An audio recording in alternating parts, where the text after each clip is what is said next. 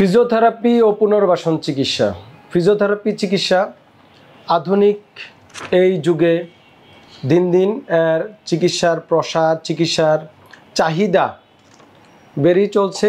পার্শ্ব প্রতিক্রিয়া কম হওয়া, ঔষধের ব্যবহার কম, শল্য চিকিৎসার আগে ও পরে ফিজিওথেরাপি চিকিৎসার অত্যন্ত গুরুত্বপূর্ণ ভূমিকা রয়েছে। ফিজিওথেরাপি চিকিৎসা বিজ্ঞানের একটি আধুনিক ও গুরুত্বপূর্ণ স্বতন্ত্র চিকিৎসা ব্যবস্থা।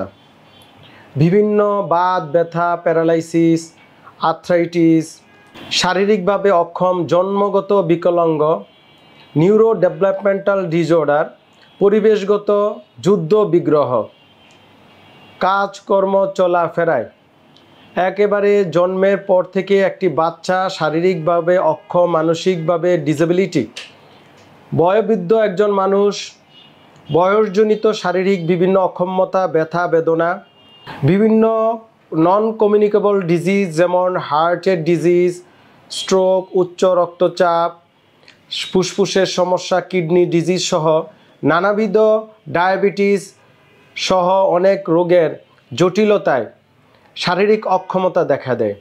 বিভিন্ন কমিউনিকেবল ডিজিজ যেমন করোনা, ভাইরাল, ব্যাকটেরিয়াল ইনফেকশন পরবর্তী জটিলতা, post operative ICU care management পরবর্তী এবং আইসিইউ কেয়ার ম্যানেজমেন্ট সকল জায়গায় ফিজিওথেরাপি চিকিৎসা ব্যবস্থার গুরুত্ব দিন দিন বৃদ্ধি পাচ্ছে। ফিজিওথেরাপি চিকিৎসা বিজ্ঞানের একটি গুরুত্বপূর্ণ শাখা। এইখানে বিভিন্ন রোগ নির্ণয়, রোগের পরীক্ষা নিরীক্ষা, বিভিন্ন অ্যাসেসমেন্ট, ডায়াগনোসিসের মাধ্যমে সঠিক রোগ নির্ণয় করে একটা মানুষের শারীরিক ব্যথা বেদনা, চলাফেরা এবং কর্মক্ষম সামাজিক, পারিবারিক, ব্যক্তিগত জীবনে, ধর্মীয় জীবনে, রাষ্ট্রীয় জীবনে, রাজনৈতিক জীবনে তাকে সক্ষম করে তোলা হচ্ছে ফিজিওথেরাপি চিকিৎসা পদ্ধতির কাজ। এই ক্ষেত্রে বিভিন্ন এক্সারসাইজ, ডাক্তারি ব্যায়াম, বৈজ্ঞানিক এক্সারসাইজ, বিভিন্ন ইলেকট্রিক্যাল থেরাপি, ফার্মাকোথেরাপি সহ আর্গোনমিক্যাল কারেকশান, ভৌত বিভিন্ন উপাদান যেমন light, current, sound, high frequency current, বিভিন্ন পদ্ধতির মাধ্যমে, বিভিন্ন অর্থোসিস প্রস্থোসিসের মাধ্যমে ফিজিওথেরাপি চিকিৎসকগণ প্রতিটা রোগীকে তার কষ্টর পাশাপাশি তাকে শারীরিকভাবে এবং মানসিকভাবে সুস্থ সক্ষম করে তোলে। এই পদ্ধতি চিকিৎসা যারা দিয়ে থাকে তাদেরকে বলা হয় ফিজিওথেরাপিস্ট।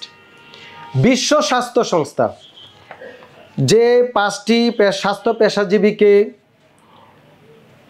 বিভক্ত করেছে তার মধ্যে 1 নম্বর হচ্ছে হেলথ প্রফেশনালস। এই হেলথ প্রফেশনালসের মধ্যে ফিজিশিয়ান রয়েছেন, ডেন্টিস্ট রয়েছেন এবং ফিজিওথেরাপিস্টকে সমানভাবে কোড ভিত্তিক সংজ্ঞায়িত করেছে বাংলাদেশ রিহ্যাব কাউন্সিল আইন। ফিজিওথেরাপিস্টকে বলেছে ফিজিওথেরাপি চিকিৎসা শিক্ষায় তাকে ন্যূনতম 4 বছর মেয়াদি গ্র্যাজুয়েশন ডিগ্রি থাকতে হবে, প্রফেশনাল ডিগ্রি থাকতে হবে, পাশাপাশি 1 বছর ইন্টার্নশিপ মানে প্র্যাকটিক্যাল জ্ঞান হাসপাতাল বা মেডিকেল কলেজ হাসপাতাল বা বিশেষায়িত হাসপাতালে প্র্যাকটিক্যাল জ্ঞান থাকতে হবে। সে হচ্ছে ফিজিওথেরাপিস্ট। কিন্তু বাংলাদেশে বিভিন্ন টেকনিশিয়ান, ডিগ্রিবিহীন লোক, কোয়াক, মেডিকেল টেকনোলজিস্ট তারা নিজেদেরকে ফিজিওথেরাপিস্ট পরিচয় দিয়ে ওয়ার্ল্ড হেলথ অর্গানাইজেশনের যে ক্যাটাগরি সারা বিশ্বে ফিজিওথেরাপিস্টের যে ভাবমূর্তি এবং শিক্ষাগত যোগ্যতাকে তারা চ্যালেঞ্জ করে, অনেক ক্ষেত্রে মিথ্যা প্রতারণা আশ্রয় নেয়। ইভেন কি বাংলাদেশ রিহ্যাব কাউন্সিল আইনকে তোয়াক্কা না করে ফৌজদারি অপরাধ করে অনেকে।